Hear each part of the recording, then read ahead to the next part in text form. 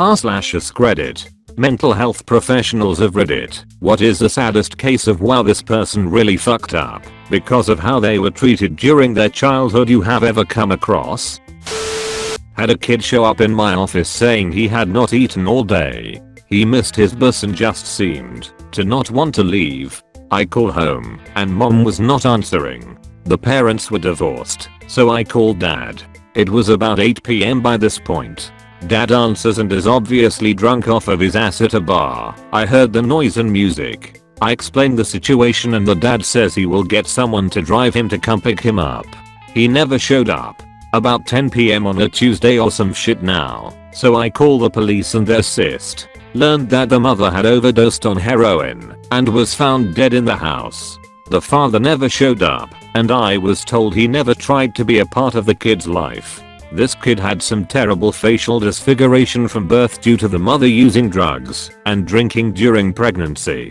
I have no idea how the kid was never removed from custody. I spent a lot of time with him because he didn't like people looking at him throughout the school day. I didn't give a fuck about his grades. I just wanted him to enjoy something in life.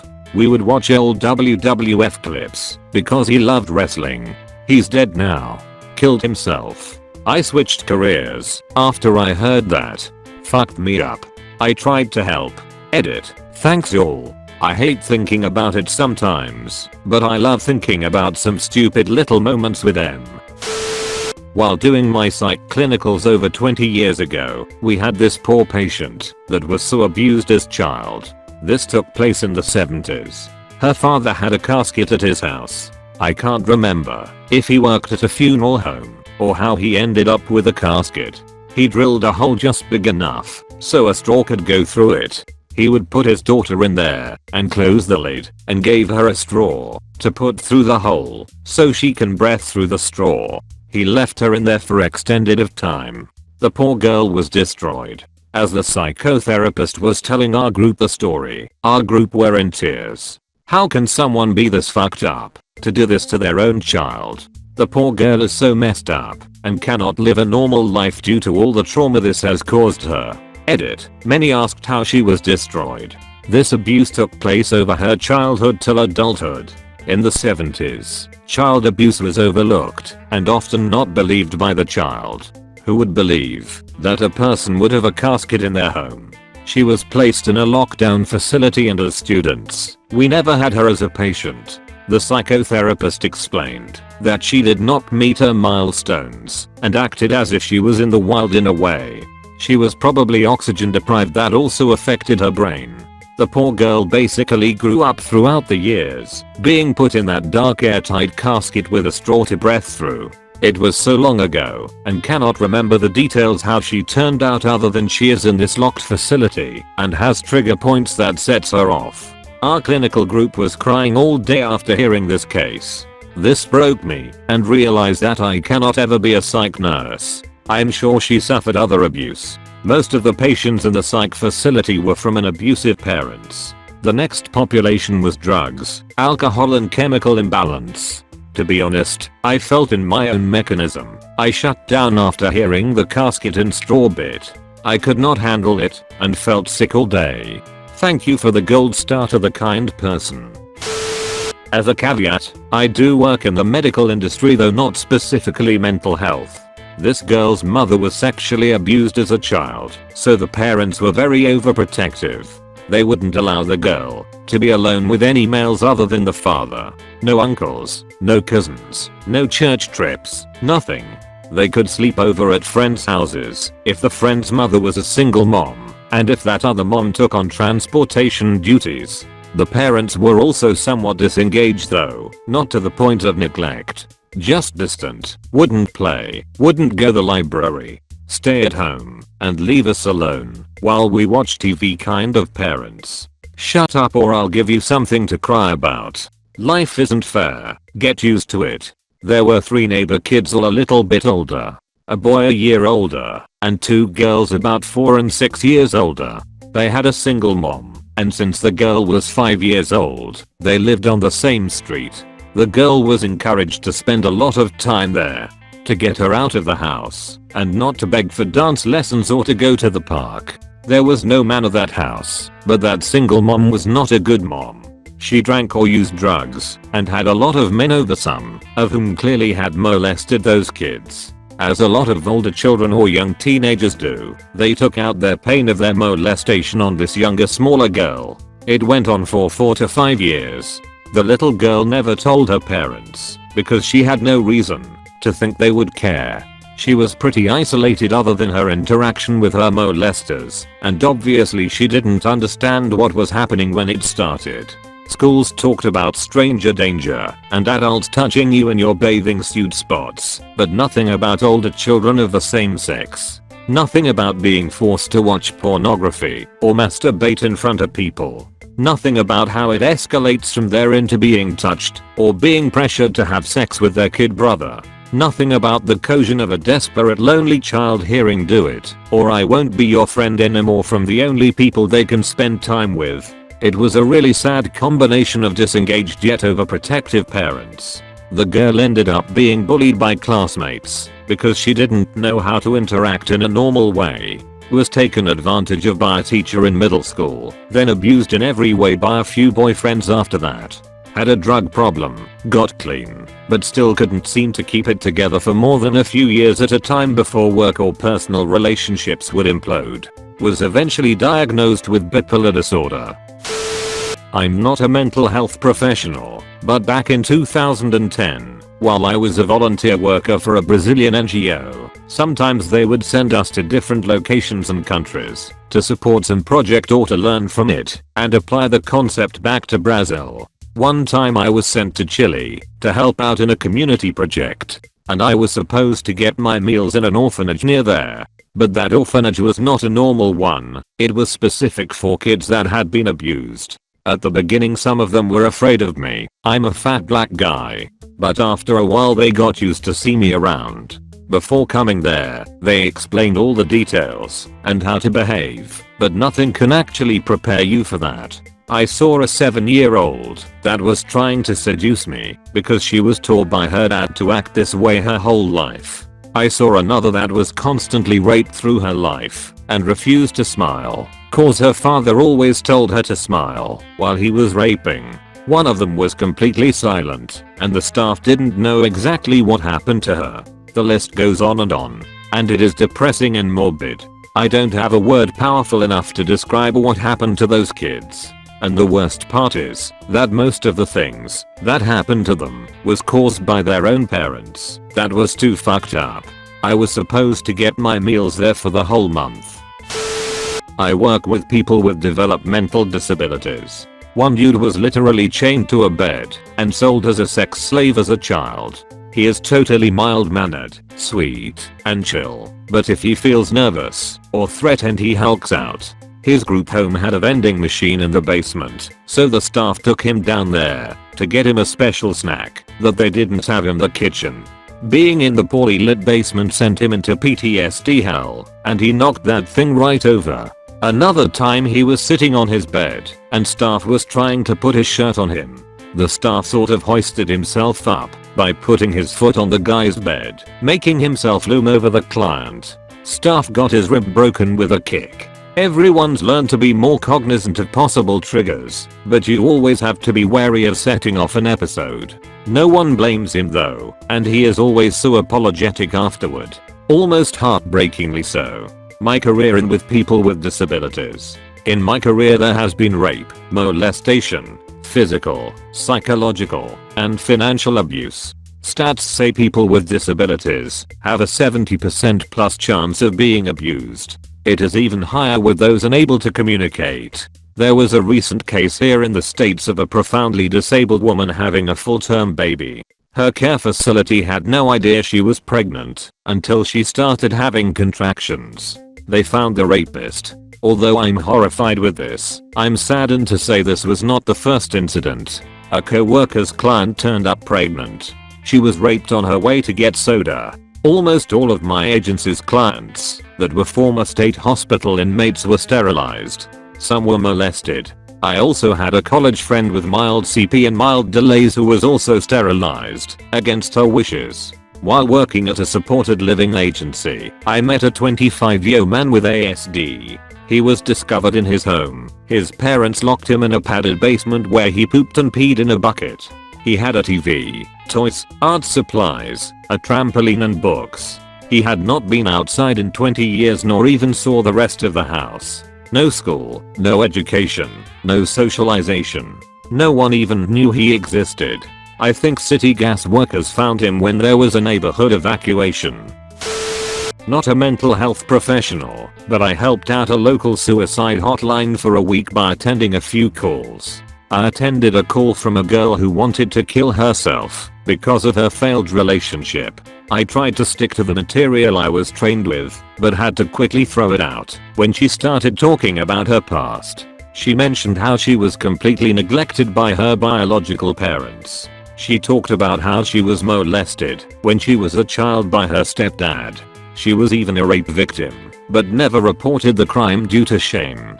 Her current relationship failed because she wasn't comfortable with her boyfriend in bed as it reminded her of her past. I tried my best to help her out. I even offered to meet her personally to talk it out. 15 minutes into the call she just thanked me for listening to her problems and just cut the call. I am, to this day, not sure what happened to her. It made me look at life differently. Edit. I should mention at this point that I do not live in USA and my country has no real support for suicide hotlines, at least back in 2015. Due to the almost non-existent funding and bare bones training, we were definitely not qualified to work in a suicide hotline, but it was better than nothing. I know I made a few mistakes while I was talking to her, but I did that mainly because I was thrown off by almost every sentence she spoke. I mainly took this up because a close friend took his life and had nobody to talk to when he had those thoughts. I guess I thought I could save someone else's life by doing this. My experience is so much different than everyone else here, as it wasn't family that caused the trauma, it was nature. During one of the 3 massive tornadoes we've had since 2010, my team was deployed to an area and told that we had elementary school children trapped in the school. We worked our way through debris, searching every square inch to make sure we didn't miss a thing. When we uncovered the basement, we found that it was flooded and full of kids who were alive and children/teachers who didn't make it due to drowning. Most people don't realize how much rain we get with our tornadoes in the Midwest. When my city, Joplin, Missouri, was hit by a multi-vortex F5 tornado on May 22, 2011, we had a torrential downpour for 2 or 3 days after it. Anyway, back to the school. We recovered the living and the bodies and flew them out to a larger hospital for treatment. I gave them medical attention on scene and started what's known as psychological first aid because I knew these kids were fucked from what they saw and experienced. Every few months I reached out to family members of the children to check and see how they were doing. Weird maybe, but the last time I saw these kids they weren't in great shape. The kids were able to recover for the most part and things were going good, I thought. I learned that 3 of the kids started massive drug addictions when they got into junior high, and at least 2 of them had attempted suicide.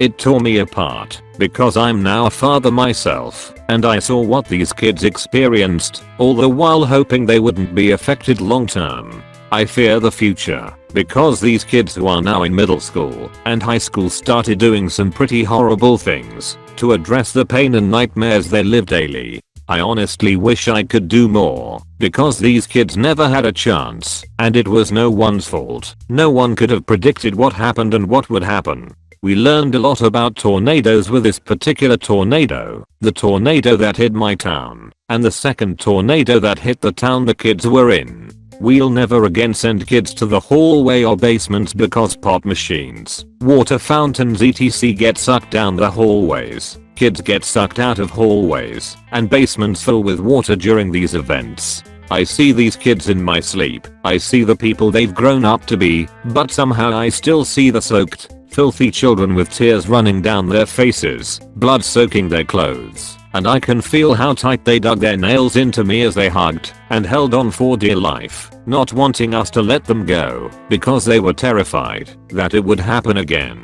It's not family-induced trauma, but it's the one thing in my career that sticks out more than anything. not a mental health professional, but the worst story I heard in one of my meetings was from a kindly old man named John. Not his real name, obviously. He was born the product of an affair and was told until he was 5 that his father was in the Navy. He saw through this when his younger sibling was born, but there was no man in the house. His mother was an alcoholic, and he remembers having to go bar hopping to look for her. The priest in his neighborhood would take him and a handful of other boys to baseball games or out to dinner as often as they could. Finally, when he was a young teenager, his mom got so bad that she was sent to a psychiatric hospital, a common thing back then for substance abusers. He was sent to live with a foster family in a more rural part of our state. His new stepmother molested both him and his older brother, everything up to and including full intisha. By this time it was 1968 and his older brother joined the army, stating he would rather fight and die in Vietnam than live in that awful house 1 minute longer. John wasn't far behind him and found when he got overseas that he was an adrenaline junkie. He risked his life for stupid reasons, charging heedlessly into danger, but he was never wounded. When he got back home, he joined our big city fire department. He'd run into burning buildings eagerly, linger in there too long, and stand on the edge of roofs for long minutes on end, hoping he'd fall off. With all of this came a crippling substance and sex addiction. He was dealing drugs to support his own habit while he was a firefighter, luring in affairs with drugs, partying, and sleeping with multiple women, including the wives of several close friends. He finally cleaned up his act of drugs and then problematic sexual behavior. His children don't have any sign of addiction, so today John is a happy, funny little older guy I'm lucky enough to see around. But when he told his story, I was floored. Worked in a permanent group home for older people with severe and persistent psychosis. Our biggest struggle was getting him to shower. He just flat out wouldn't do it. Not uncommon for the population, but he was particularly adamant. It got to the point where I knew something else must have been at play, so I requested his entire history from the med records office. Found a series of old faxes between 2 doctors detailing how he came to the US with his mother. They were fleeing a war-torn country under a crumbling fascist regime. His mother, they speculated, also had a mental health condition. Even after they came to the US, she was petrified of their former government, and her solution was to give her son water enemas 3 times a day and have him give them to her as well. He had been 6 years old. One of the doctors wrote that my client once screamed and cowered when offered a glass of water. The most fucked up thing is, the act in itself isn't even the most fucked up thing I've had a client's family do. It was just the idea that this woman made her child afraid of water, a basic support of life, to the point where he couldn't hydrate or cleanse himself. Really broke my heart, and he was such a good person. I used to stand outside the shower door, reassuring him the whole time as he showered that no one was going to break in and murder him. This is pretty personal, as it is not about a client, but about my family. I don't mind sharing in this anonymous forum though. I'm a mental health professional myself, and that is largely due to my own experiences that inspired me to help people going through hard times, like I went through. I was one of these individuals who grew up in a situation like what a lot of you are describing. Very intense physical and emotional abuse and some sexual abuse. As a guy and older brother, I thought I wasn't supposed to be weak and crying at what was happening to me. I wanted to be unbroken and strong for my little brothers and take as much of the abuse as I could, so hopefully they wouldn't experience it. That did mostly work. I was able to take most of the abuse for years, but it eventually became too much for even me. At some point I kind of shut down. I stopped talking and didn't react to being hurt anymore. After that, my lack of showing pain seemed to infuriate my mother. Following that, I wasn't allowed to eat anymore, and I became very sick and thin. My mother didn't want me to have food. She was very mentally sick and prone to unpredictable and violently explosive attacks if she thought I was doing things like listening to music or eating. It doesn't really make sense now, but it was my normal existence then, and I just tried to adjust to it. I got used to hunger, eating 4 or 5 times a week. My mom was very wasteful though. So I learned to dig through the garbage every other day. I hid her food scraps under my bed to keep it from being seen and started eating out of neighborhood trash cans. I still didn't react to the violence anymore, and that somehow seemed to make things escalate. After some time I was no longer allowed to live inside the house with my family and had to sleep outside with the dogs. The dogs kept me somewhat warm that winter, but I still kept getting sick and weak from the cold. Eventually I had to live on my own in the woods for safety, and after that my little brothers took a lot more abuse unfortunately. I myself went down a pretty dark road after that and had some difficult years. Addiction and alcoholism were comforting and numbing, which I appreciated. I had a lot of trauma issues, which seeking help inspired me to work hard and change things. As a counselor now, I've heard a lot of stories and I never share my own. I try to help both my little brothers still through many of the struggles of life. They are still kind of stuck where I was, and it breaks my heart. I still wish there's more I could do for them both, even as adults. I look at their actions and understand, while also having a feeling similar to what many people here are expressing. I know that things could have been a lot different for us if we had just been valued and loved. It makes such a difference. It simply goes beyond words. It still makes me sad though, to know how different our lives could have been both then and now. So I do my best to be as genuine as possible now with this knowledge, both for my little brothers and for the people I meet coming out of their own dark times. I used to work in psychiatric case management. I helped people with mental illness find jobs, but I didn't often need to go deep in their clinical background. I happened to be coordinating with a therapist about one client who was extremely socially anxious and could only work overnight shifts. It was frustrating because she had no real experience or skills, but was really picky about working with too many people and also wanted to make a certain amount, so she didn't have to live with roommates. Anyway, coordinating with the therapist required me to sort through some clinical files and review her case history. At 10 years old, her father had started brutally raping her. He died a few years later, at which point her older brother took over and started brutalizing her. This continued until she got pregnant in the 10th grade with her brother's child and had to drop out. She never learned to use a computer and could barely read. Her mother, of course, allowed all this to happen until she also died a year or so later, leaving my client to raise her 8th baby by herself. Eventually she went to live with extended family, who were class acts, in that they didn't sexually abuse her, but did absolutely zero to feed her, support her, or address her mental health needs, which were a definite issue at this point. Her child was taken away before he turned 4. She never, in her entire life, had anyone who cared about her, much less taught her basic life skills, or how to succeed in life. She had severe anxiety disorder and a personality disorder. Needless to say, I left work early that day. My frustration with her evaporated, and I worked very hard for her in future visits. We take so much for granted.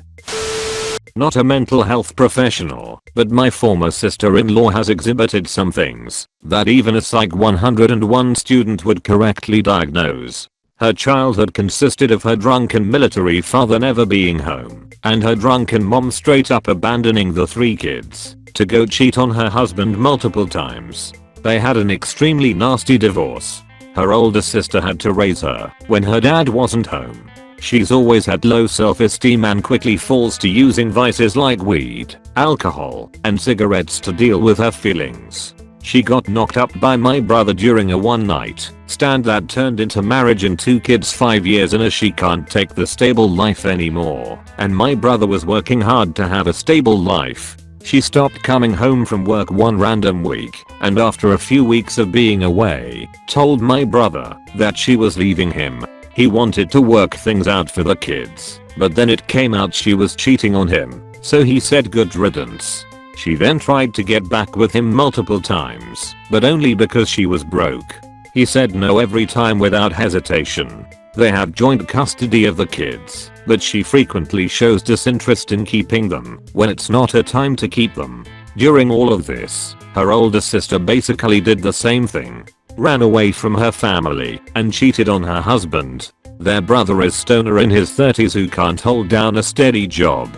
She started smoking cigarettes again to deal with all the stress in her life. The entire family is fucked up, and it's pretty obvious that they emulated what they grew up with, unstable parents that ran around cheating and ignoring their kids. My fear is that my brother's kids will repeat the same mistakes when they are older. I'm hesitant to talk about this. I'm not a mental health professional, just my own life. Not something I tend to talk to people about. When I was 7, me and my 2 brothers were watching TV on the couch in the game room, SpongeBob to be exact, around the time they had 11-minute episodes. We heard our mom screaming. We exit the game room into a big unused space by the stairs and hallway. We go past the intersection and take a left that leads to connection between the kitchen and living room. My mother was on the ground in the living room, covering her face. Our stepfather was at the other side of the kitchen throwing plates at her. From what I remember, she was telling us to stay while our stepfather was telling us to go, but she'd tell you the other way around. We stood there watching before our older brother, 10 at the time, younger brother would have been about 4, got us to go back to the game room, and once we were there I remember him telling us not to speak of what just happened again. What felt like just a few moments later, out mom comes running in, literally covered in head to toe in blood, like a scene out of Carrie. Right behind her is our stepfather holding a butcher's knife. He traps in a corner, while our older brother gets us to hide behind the couch. We wanted us to keep our head down, but I could help but watch. He threatened to kill her, then all of us, but then he broke down and put the knife behind his head, telling our mom to shove the knife in. The neighbors must have called the police, because shortly after they came, and he spent a night in jail. Our mom didn't want to press charges, but I really don't want anybody to blame her for that. She was being abused, and the little I know about her life growing up was too great either. She was a victim like all of us. After that the abuse became more obvious and happened in front us of more and now to us, and I could hear them at night keeping me up. I didn't know whether or not my family would die. I didn't really care about myself much, but I did care about them. My stepdad is much bigger person than my then 7-year-old self. Didn't think there much I could do physically, but with a knife I knew I could. So I spent what would become 3 years teaching myself how to move as silently as possible and hide a knife, waiting for the right opportunity. I didn't know if Jekyll us all, so I thought the only option was to kill him. One day, when I was 10, I saw he hitting and yelling at my little brother. His back was to me and knew he wouldn't notice me. I always had a knife on me. I wanted to kill him so bad. I knew I could have. I just stood there, watching him beat my little brother and did nothing. For 2 more years he would be in our lives before our mom got us out of there. 2 more years I could have prevented. I don't know if the worst thing is contemplating killing him or not doing so. My family doesn't know about any of this. I only told a very few people I trust. My relationship with my family only got worse. I'm autistic and was never got diagnosed with PTSD till after I disconnected with my family. I have a really bad relationship with them because they never knew I had PTSD or really ever understood what being autistic was. I wish things could have turned out differently, and I hope they are okay and happy. I do miss them and care for them. I also accept that they may not feel the same for me. Thank you so much for watching the whole video. Please leave a like and subscribe.